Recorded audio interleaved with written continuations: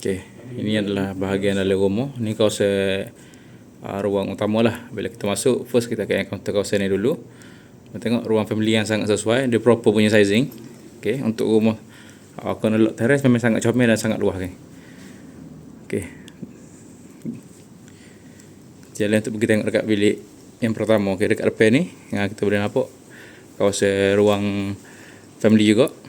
Okey, dan sangat luas juga untuk kawasan rumah terrace. Okey, ni adalah bilik master. Bilik master kita siap, macam biasa kita siap dengan toilet. Okey. Ada satu aircon. Kat luar ada aircon dan mostly bahagian sini yang wall mounted macam aircon ni semua kita nak tinggal belakang dah. Kipas ke apa semua.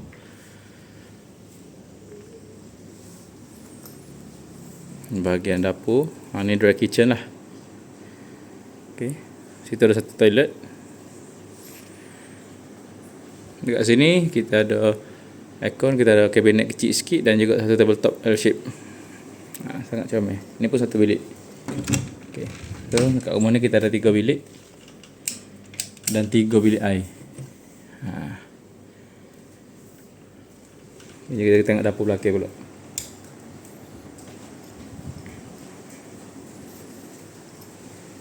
Okey, ni adalah bahagian dapur belakang.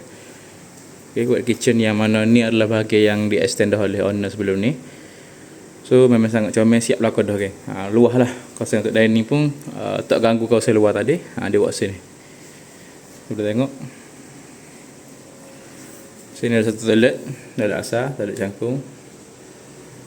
Okay. Tabletop. Bahagian ni. Dan kebanyakan barang-barang yang you boleh tengok dalam video ni, owner asal dia nak tinggal lah. Pintu belakang, pintu yang menghadap ke pagar luar. Okay, tepi tu ada pagar satu, dekat depan ada pagar utama.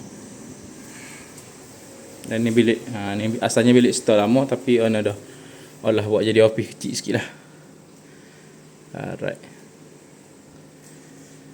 Pun siap aircon juga. Kat belakang ni memang rapat ke pagar dah. So untuk maklumat pasal rumah ni boleh tengok dekat kita punya description.